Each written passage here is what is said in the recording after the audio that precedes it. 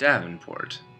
A city on the eastern border of Iowa, it sits approximately halfway between the major cities of Chicago, Illinois, and Des Moines, Iowa, at the bay of the Great Mississippi River. Known as Iowa's Front Porch, Davenport was founded in 1836 by Antoine Leclerc and Colonel George Davenport, after the rights of the land were sold to the U.S. from Chief Keokuk. The first census taken of Davenport was in 1850, which showed that it currently held a population of just over 1,800 people. In 2014, the city now sits at 102,000 and is the third largest city in the state of Iowa.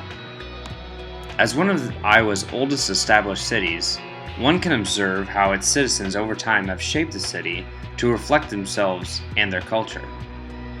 An observation can be made that it seems that certain landmarks have similarities. These similarities are that they are all remnants of the German culture that spread throughout Davenport in the late 19th and early 20th century. This is the story of these remnants and a specific group who left them. The story of a society of German gymnasts in Davenport. A story of how they shaped the city to preserve their German culture and revolutionary ideals. A story of a once powerful group that now can only be observed through these remnants. This is the story of the Davenport Turnverein. On August 11th, 1778, in Lons, Germany, a boy named Frederick Ludwig Jahn was born. Jahn was highly educated, and after finishing school, he fought in the Prussian army. After his stint with the army, Jahn found himself in Berlin, where he worked as an educator. During his time there, Jahn made the decision to begin to train men in the sport of gymnastics. Jahn decided that gymnastics was important because it trained their bodies for war. He declared this in his book German Gymnastics when he wrote, "As long as people have a tendency to neglect their bodies, leaving them weak and feeble, without stamina or vigor, suppleness and agility, gymnastics must remain an important part of the human education." Jahn's training became so popular that gymnastic clubs began to grow throughout Germany. They became known as Turnvereins, or Turner Societies. These societies not only trained men in gymnastics, but also held true to Jahn's socialistic ideals. This would prove to be the downfall of the Turners in Germany. In 1848, a revolution known as the March Revolution began, and revolutionaries fought under the liberal ideal of a united Germany.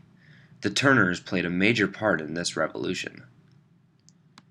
In the end, these revolutions were put down, and many revolutionaries were forced into exile. Large groups of these Germans were Turners, and decided in their exile to immigrate to the United States. One of these immigrants went by the name of Christian Müller. Müller came from Holstein, Germany. He moved to Davenport in 1849, and with him he brought his wife, belongings, and his ethnic identity of a German, and his cultural identity of a Turner. In his new home of Davenport, Müller met Theodor Gulich, an educator, Louis Hansen, a paper hanger, Charles Iser, a carpenter, as well as fellow German Matthias Stack, to open the Central Turner Hall in downtown Davenport. Thus began the society known as the Davenport Turnverein. The Davenport Turners were known by other Turner societies around the country for their success in gymnastics festivals. But just as the Turner societies in Germany before them, the Davenport Turners were much more than just a group of gymnasts. The Turners helped cultivate the hybrid German-American culture that was specific to Davenport. The Turners held celebrations commemorating their home of Germany, but also celebrated American culture. A written-out purpose statement in many Turner societies' constitutions is that they are organized to promote the ideals of the Constitution of the United States of America, physical education, and to disseminate rational ideas in order to advance the health, happiness, prosperity, and progress of mankind. One way in which they promoted American culture was that the Davenport Turners were known for participating in the 4th of July celebrations and parades. They also held classes for their members to learn English and to understand American history. The Davenport Turners also held lectures in order to spread their own values. Important lecturers included the likes of Heinz Reihem Clausen, Matthias Rolfs, Karl Heinzen, Friedrich Hecker, and Franz Seigel.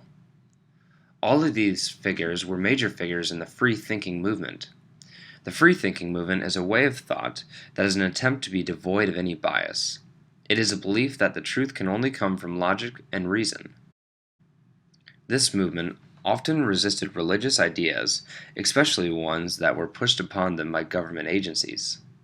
Free thinking was an extremely prevalent pillar of the Turners, as evidenced through one of its founding members, Theodore Gulich, who used it as a staple in his schools. Gulich aimed to create a school system that would cultivate liberal and socialistic German ideals within the younger generations of German Americans in Davenport.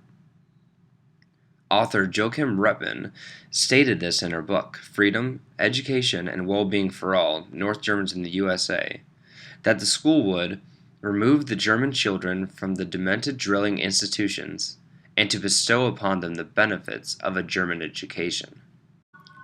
The society began to grow throughout the years, and this led to the creation of two more Turner Halls in Davenport, one being the Northwest Turner Hall, built in 1871, and the East Davenport Turner Hall, built in 1891. The society continued to grow, and by 1904 it was reported by Davenport's German-language newspaper, Der Demokrat, that the Turners numbered up to 800. Turners had many members that were extremely important in Davenport's public sphere, with members such as U.S. Congressman Henry Vollmer and the mayor of Davenport, C.A. Fick. Wilhelm Reuter was also an active member of the Turners. Reuter brought his Turner values into the Davenport public school system, where he taught physical education. The Davenport Turnverein had a socially diverse membership and was a place where a paperhanger, a teacher, and a U.S. congressman could be viewed as equals. The membership of the Turners was evidence that it wasn't a club restricted to a particular social class, but rather a society that crossed the boundaries of economic status and was a place that was bound together by the idea of free thought and the preservation of German culture. As time continued to move forward, the Turners were going strong, yet little did they know that this was all going to change. On April 6, 1917, the U.S. entered World War I, when President Woodrow Wilson declared war on Germany. This was obviously a massive dilemma for the German Americans living in Davenport at this time. Although the war was being fought overseas, there seemed to be a complete attack on German culture within the United States as well. Propaganda was posted everywhere, painting the Germans out to be subhuman warmongers, and often calling them the Hun. In Davenport, the attack on German culture was being done through the dismantling of the German language in the public sphere. On November 21, 1917, the Davenport school system decided to end the teaching of German in high school classes. On March 11, 1918, government officials decided to remove any pro-German books from the Davenport Public Library. This was a movement launched by the State Council of Defense and was deemed by the Davenport Democrat leader as the crusade to extract Kaiser Wilhelm's poisonous culture venom from Iowa libraries. On May 8th of 1918, the Daily Democrat leader wrote that hundreds of high school students began a public book burning of all German literature within the school. And on May 14th, 1918, Governor William L. Harding issued what became known as the Babel Proclamation, which banned all uses of German language from the public sphere or over the phone. The German American businesses began to feel the pressure as well. The German-language newspaper Der Demokrat reported that it would close because of the anti-German culture in the city, and the German Savings Bank was forced to change its name to the American Commercial and Savings Bank. Members of the Turnverein also saw prejudice come against them firsthand.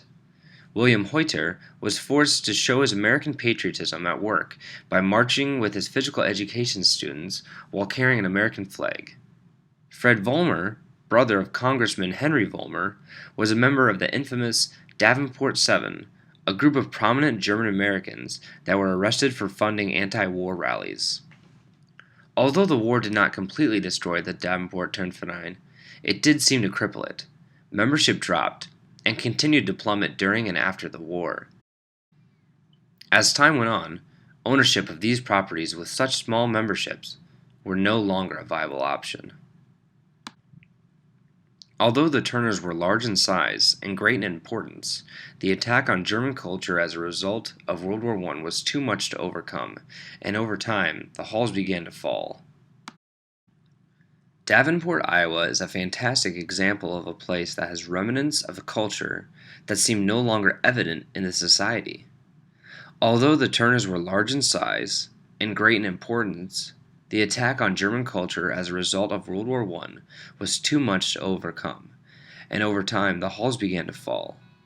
Central Turner Hall was burnt down in a fire in 1960 and was rebuilt in 1975 as a structure for senior housing.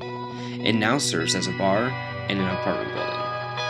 East Turner Hall continued to exist until the 1980s, when it was purchased to serve as a local theater.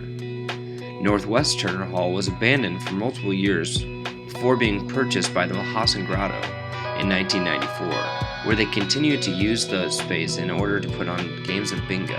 Although the Davenport Turner Societies may not continue to exist, their impact on the city can be observed to this day. The city has been forever changed by the existence of the society known as the Davenport Turnverein.